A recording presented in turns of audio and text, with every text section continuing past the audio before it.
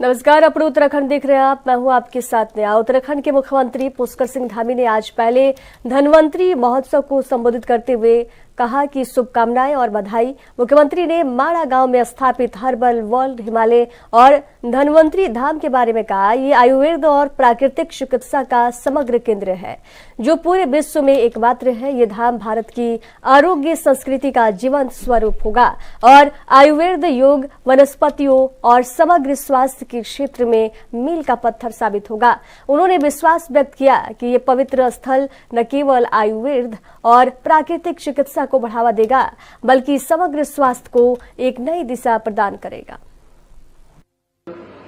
सभी उपस्थित भाइयों एवं बहनों, मैं सर्वप्रथम आज के इस पावन अवसर पर आप सभी को प्रथम धनवंतरी महोत्सव की बहुत बधाई देता हूं, शुभकामनाएं देता हूं।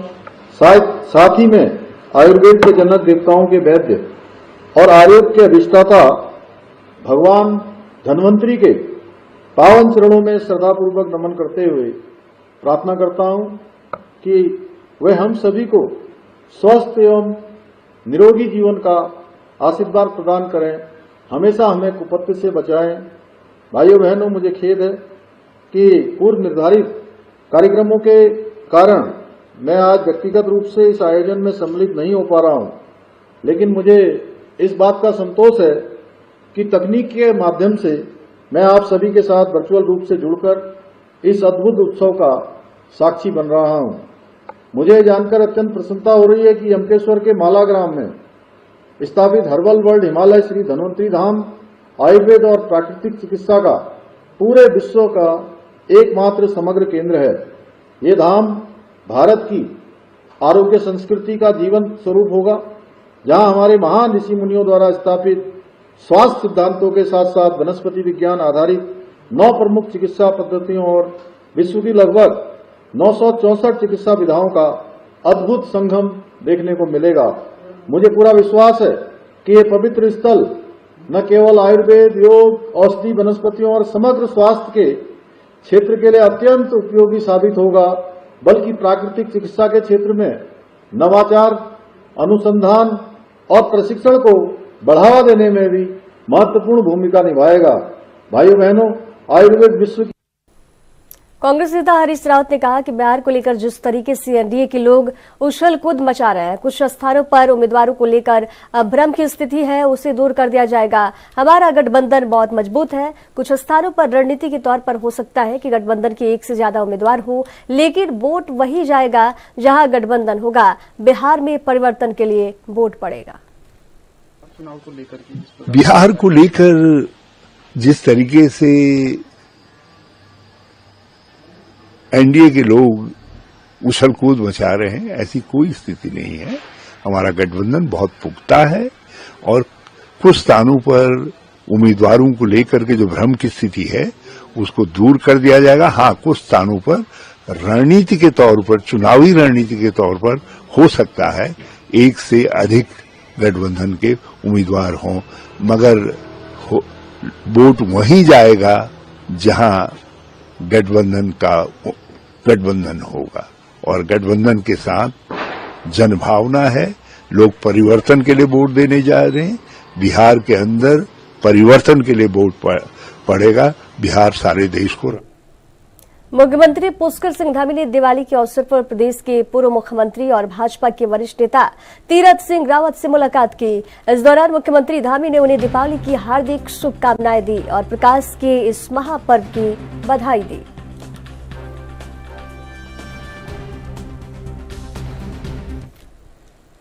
उत्तराखंड के देहरादून से एक चौंकाने वाली खबर सामने आई है, जहां दीपावली से पूर्व एक कॉलोनी में बच्चों द्वारा पटाखे जलाने को लेकर हुए विवाद ने गंभीर रूप ले लिया। मामला एटीएस कॉलोनी के स्पोर्ट्स पार्क के पास का है, जहां कॉलोनी के बिल्डर पुनीत अग्रवाल ने छोटे छोटे बच्चों और उनके माता पिता को गालियां देते हुए गुस्से में आकर लोडेड पिस्टल से निकालकर बच्चों पर तान दी। इस घटना से कॉलोनी में दहशत का माहौल है। कॉलोनी के निवासियों ने इस घटना की शिकायत पुलिस थाने में की है। बताया जा रहा है कि पुनीत अग्रवाल और कॉलोनी के लोगों के बीच पहले से विवाद चल रहा था। बच्चों के पटाखे जलाने के बाद बिल्डर ने अपनी आपत्ति जताई है और मामला इतना बढ़ा कि उन्होंने गुस्से में आकर हथियार का इस्तेमाल किया। कॉलोनी के लोगों का कहना है कि ये घटना बेहद घातक है और पुनीत अग्रवाल का असलहा लाइसेंस तुरंत निरस्त किया जाना चाहिए।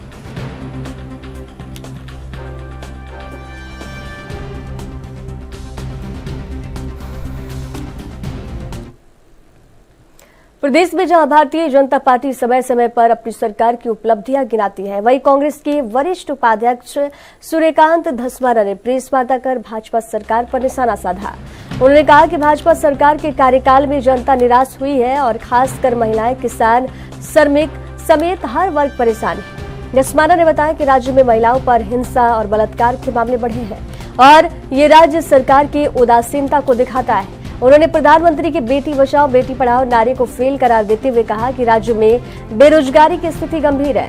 22,500 कर्मचारी जो उपनल में काम कर रहे हैं, उनका नियमितीकरण 1 साल से लंबित है। इसके अलावा नकल विरोधी कानून को सबसे सख्त बताने वाली सरकार के तहत पेपर लीक के मामले लगातार सामने आ रहे हैं। धस्माना ने कहा कि राज्य में बाढ़ की समस्या भी गंभीर है, जिसका मुख्य कारण अवैध खनन है और सरकार इन सारी नाकामियों से बचने की कोशिश कर रही है।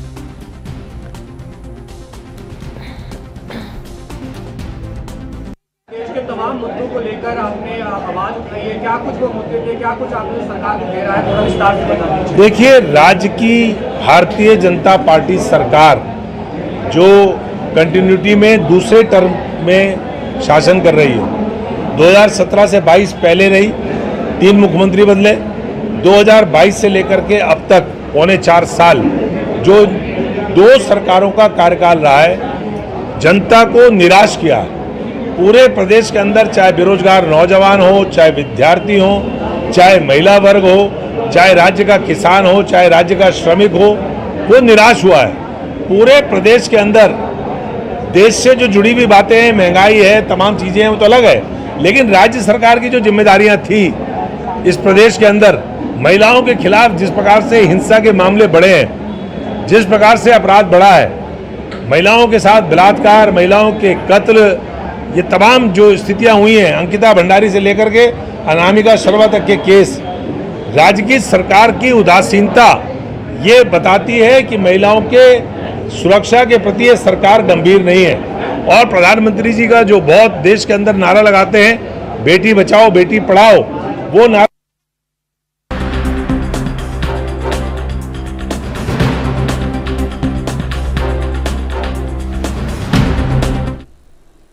उत्तराखंड में राज्य स्थापना दिवस की तैयारियां जोरों शोर से चल रही है और इस वर्ष खास बात यह है कि 9 नवंबर को उत्तराखंड के 25 साल पूरे हो रहे हैं। इस दिन राज्य के 5वें धाम सैन्य धाम का भी शुभारंभ होने जा रहा है।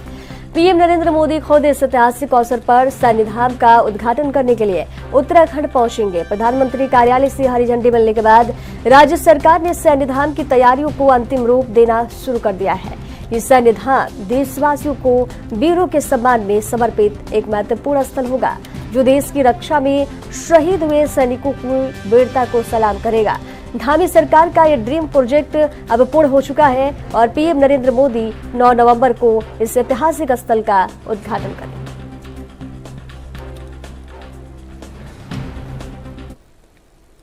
अब खबर रुद्रपुर से है, जहां प्रधानमंत्री जनजातीय आदिवासी न्याय महाअभियान यानी कि पीएम जनमन कार्यक्रम में उधम सिंह नगर जिले ने पूरे देश में 4था स्थान हासिल किया है।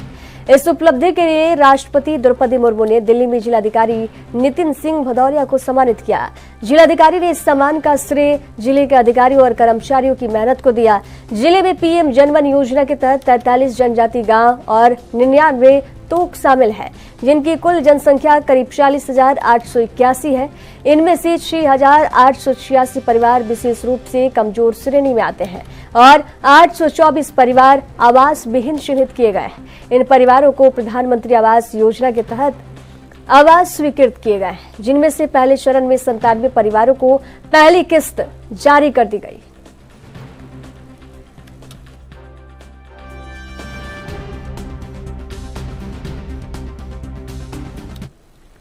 अब खबर देहरादून से है, जहां देवभूमि उत्तराखंड में दिवाली पर्व से पहले आबकारी विभाग ने अवैध शराब और नशीले पदार्थों के खिलाफ बड़ा अभियान शुरू किया है।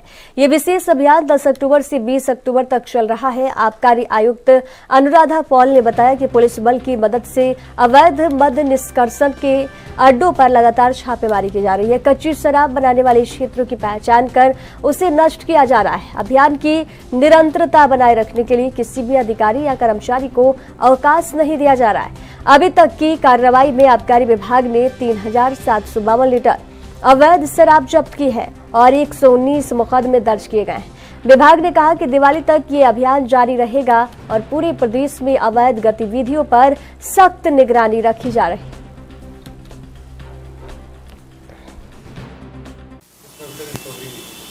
देखिए, ये दिवाली के पर्व पर एक विशेष अभियान हम लोगों ने चलाया है।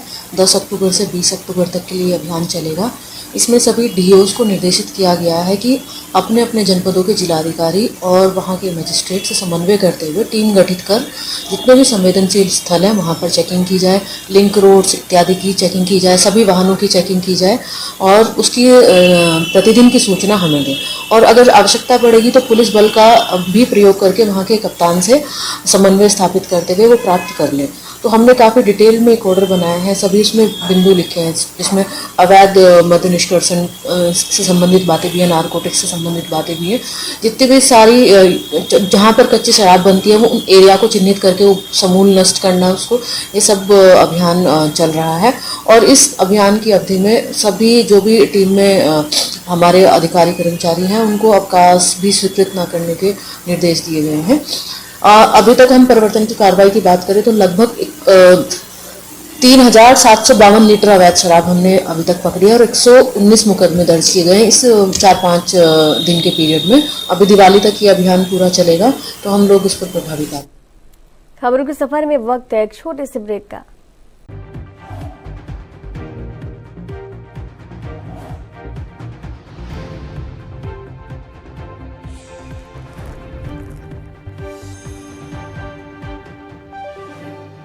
ब्रेक के बाद एक बार फिर से स्वागत है आपका। खबर देहरादून से है, जहां बिहार विधानसभा चुनाव के लिए एनडीए प्रत्याशियों के समर्थन और प्रचार में केंद्रीय नेतृत्व ने कई प्रतिनिधियों को मैदान में उतारा है। प्रदेश के मुख्यमंत्री पुष्कर सिंह धामी ने हाल ही में सिवान और गोरियाकोटी विधानसभा क्षेत्रों का दौरा किया। उन्होंने डबल इंजन सरकार की उपलब्धियों को उजागर करते हुए बिहार की जनता से भाजपा प्रत्याशियों को समर्थन देने की अपील की। प्रदेश भाजपा महामंत्री दीप्ति रावत ने कहा कि चुनाव की प्रक्रिया में हर कार्यकर्ता सैनिक की तरह काम करता है और जरूरत के अनुसार उन कार्यों के लिए निर्देशित किया जाता है। उन्होंने बताया कि महिला मोर्चा को भी प्रचार में सक्रिय भूमिका दी गई है। प्रदेश से लगभग 30 महिलाओं की सूची तैयार की गई है जो चुनावी मैदान में जाकर स्थानीय महिलाओं के साथ मिलकर संगठन के हित में काम करेगी।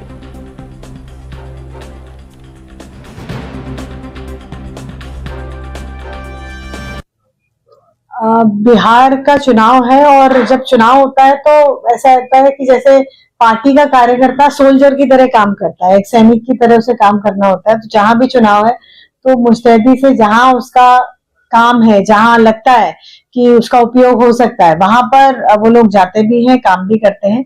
माननीय मुख्यमंत्री जी का कल भी कई सभाओं में जाना हुआ, वहां नामांकनों में जाना हुआ। आज भी उनका दौरा बिहार में है और कई जगह उनको नामांकन में जाना है।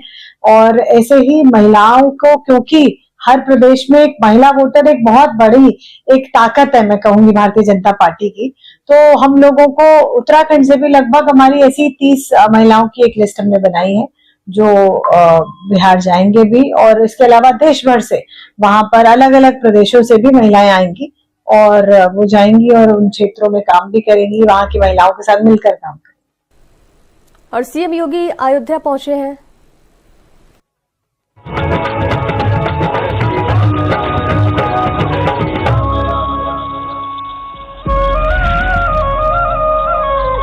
बालकांड के बाद आता है द्वितीय यानी अयोध्या कांड। बंदाओ अवधपुरी अति पावनी, सरजू सरकली कलुष नसावनी।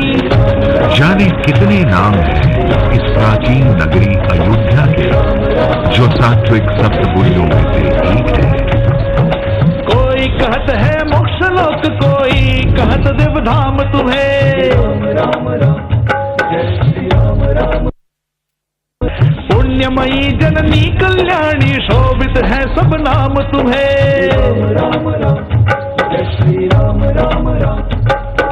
हे नगरों में उच्च शिरोमणि शोभित है सब नाम तुम्हें। कोई कहत है मोक्ष लोक, कोई कहत देव धाम तुम्हें। राम राम जय श्री राम राम राम।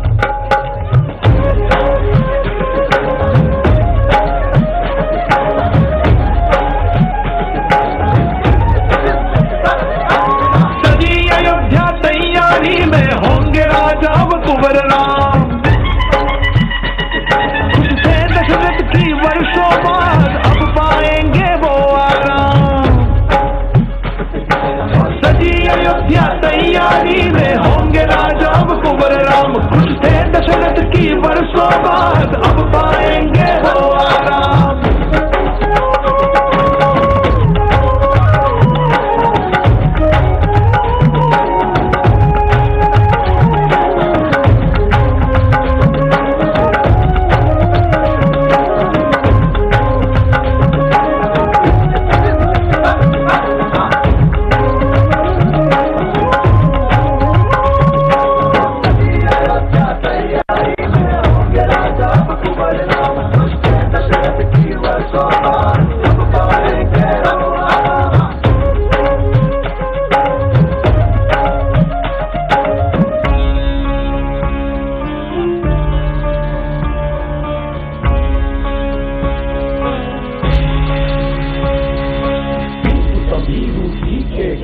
जाकर बैठी गोप भवन, जाकर बैठी वो गोप भवन, जाकर बैठी वो गोप भवन।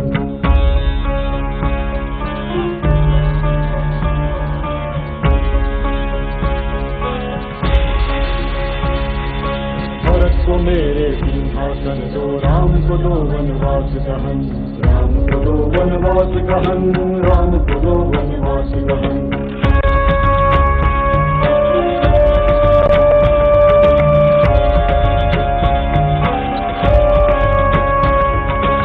से बंधे दशरथ जी ने वनवास दिया प्रिय पुत्र राम को। सीता लक्ष्मण भी साथ गए, पिता ने त्यागा लोक धाम को। पिता ने त्यागा इसी अयोध्या में श्री राम के राज तिलक की फिर कैकेयी की जिद, राम जी के निष्कासन, राजा दशरथ की मृत्यु और राम सीता लक्ष्मण के वन गमन तक की गाथा है रामायण के अयोध्या कांड में।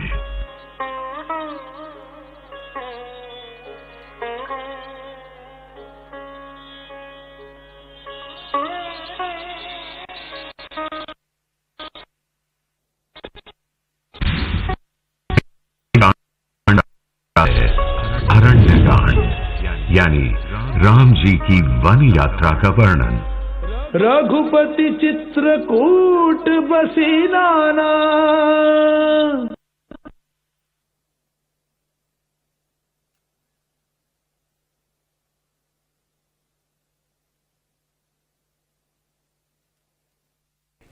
अब खबर देहरादून से है, जहां पूर्व प्रदेश अध्यक्ष कांग्रेस गणेश गोदियाल ने सोशल मीडिया पर मुख्यमंत्री पुष्कर सिंह धामी पर सवाल उठाए हैं।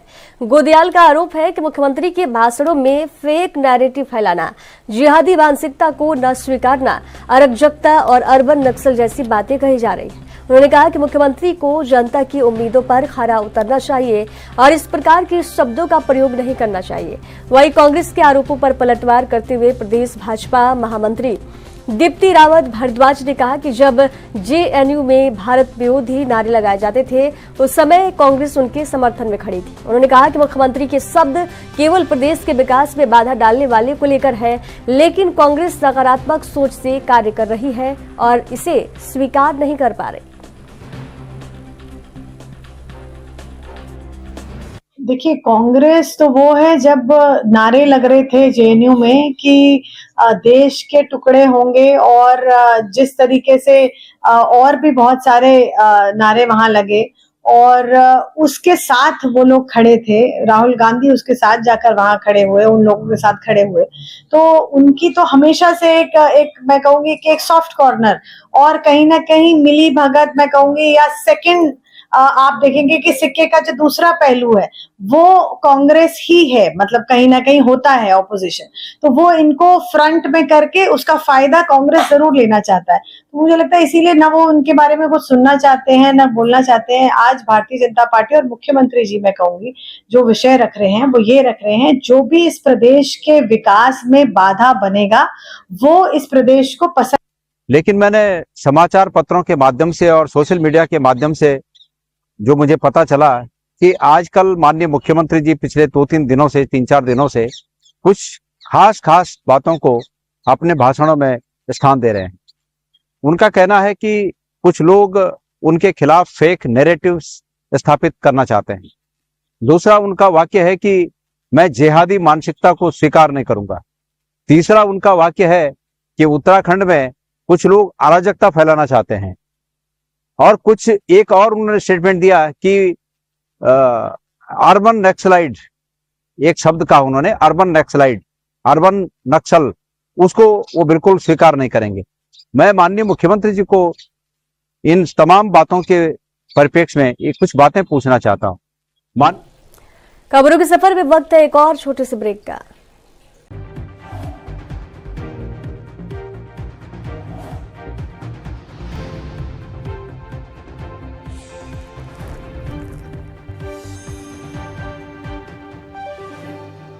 और ब्रेक के बाद एक बार फिर से स्वागत है आपका। हल्द्वानी में दीपावली के मौके पर नगर निगम ने एक महत्वपूर्ण घोषणा की है। शहर में अव्यवस्थित यातायात और अतिक्रमण की समस्या को नियंत्रित करने के लिए प्राइवेट वेडिंग जोन बनाए जाएंगे। मेयर गजराज बिष्ट ने बताया कि अब शहर के आसपास जो लोग 4 से 5 एकड़ भूमि के मालिक हैं वे नगर निगम से अनुमति लेकर अपनी भूमि पर वेडिंग जोन बना सकते हैं। इससे शहर में यातायात व्यवस्था को बेहतर बनाने, अतिक्रमण पर रोक लगाने और एक ही स्थान पर बाजार की व्यवस्था करने में मदद मिलेगी। मेयर ने यह भी बताया कि पिछले 7 महीनों में नगर निगम द्वारा किए गए विभिन्न कार्यों का जिक्र किया।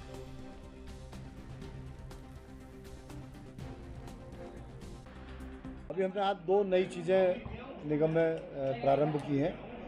एक तो हम जो टैक्स था उसको हमने आज से ऑनलाइन कर दिया है। अभी हमने पिछले 15 दिनों में उसका वो किया है कि 39 लोगों से हमने टैक्स जमा करा ऑनलाइन, तो हम उसमें सक्षम हो गए।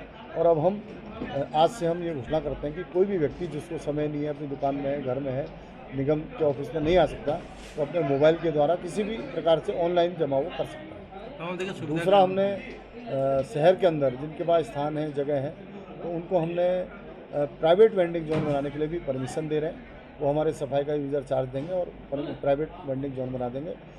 उन प्राइवेट वेंडिंग जोनों में भी हमने ये शर्त रखी कि जो हमारे परमिटेड जो वो है ठेले वगैरह वो पहले लगेंगे, उसके बाद अन्य प्राइवेट लोगों को देंगे। अतिक्रमण हटाने को लेकर क्या कार्रवाई रहेगी? अब उसी से अतिक्रमण भी हटेगा। अभी क्योंकि वेंडिंग जोन नहीं है तो वो कुछ ठेले सड़क पर लगते हैं। और बाकी शहर के अंदर अभी दिवाली चल रही है और दिवाली की सभी हमारा भी प्रयास रहेगा कि जो स्वच्छता का स्तर है उसको बढ़ाया जाए और साथ ही जो शिकायतें टोल फ्री नंबर पर हमें यहाँ प्राप्त होती हैं उसका शीघ्रता से समाधान हो।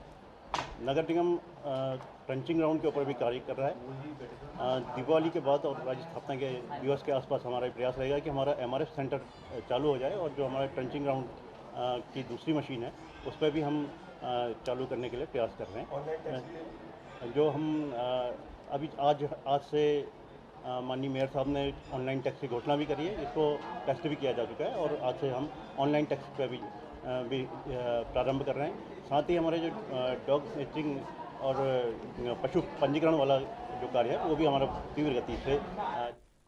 उत्तराखंड के सूचना महानिदेशक बंसीधर तिवारी ने सोशल मीडिया पर उनके खिलाफ चल रहे दुष्प्रचार और फेक पोस्ट के मामले में देहरादून के SSP अजय सिंह को पत्र लिखा।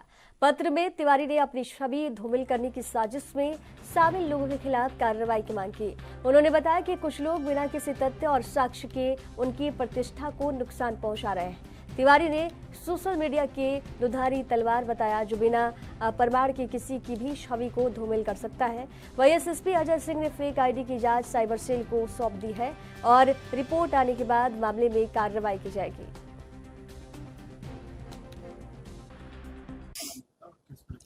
हाँ, ये महानिदेशक सूचना महोदय द्वारा एक शिकायत प्रेषित की गई है, जिसमें उनके द्वारा बताया गया है कि कुछ सोशल मीडिया प्लेटफॉर्म पर कुछ फेक आईडीज जो अभी रिसेंटली लगता है क्रिएट की गई है, उससे जो है उनके विभाग की छवि और उनकी व्यक्तिगत छवि को धूमिल करने का प्रयास किया जा रहा है और कहीं ना कहीं इसके पीछे कोई षड्यंत्र की मंशा हो सकती है।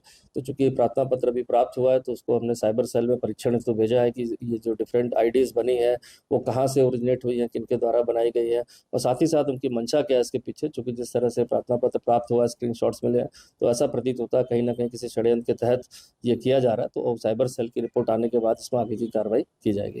इसमें ये भी कि सीमांत राज्यों में देखा जा रहा है कुछ इस तरह से कि ये ऐसा हो रहा है पूरा, इस तरह से पूरे देश में किस तरह से देखते हैं तो ओवरऑल? देखिए, सोशल मीडिया दोधारी तलवार है और इसका जितना अच्छा उपयोग है उतना ही खतरनाक इसका दुरुपयोग भी है। और इससे बड़ा आप देखेंगे दुरुपयोग का एक जीता जागता उदाहरण है, जहाँ पर बिल्कुल तथ्यहीन और निराधार टाइप की बातें लिखी गई और कही गई। इसलिए हमने उसमें एसएसपी देहरादून को अनुरोध किया है कि उसमें जांच करें और जो भी इसके पीछे हैं उनका पता लगाया जाए और इस तरह की जो एक तरह से हम कहें कि प्लानिंग के तहत योजनाबद्ध तरीके से अफवाह फैलाने या जो तथ्यों से परे जा कर के कोई बात कही जाती है, तो समाज में कहीं न कहीं उसको लेकर के एक गलत धारणा बनती है और इस तरह की कार्रवाइयों पर एक तो स्वयं भी सबको बचना चाहिए, साथ ही साथ कार्रवाई करके भी एक संदेश दिया जाना चाहिए कि इस तरह की जो कार्रवाई है अगर कोई करता है तो अक्षम्य की श्रेणी में उसको रखा जाएगा। खबरों के सफर में दीजिए जाने की इजाजत। देखते रहिए एएनबी न्यूज। नमस्कार।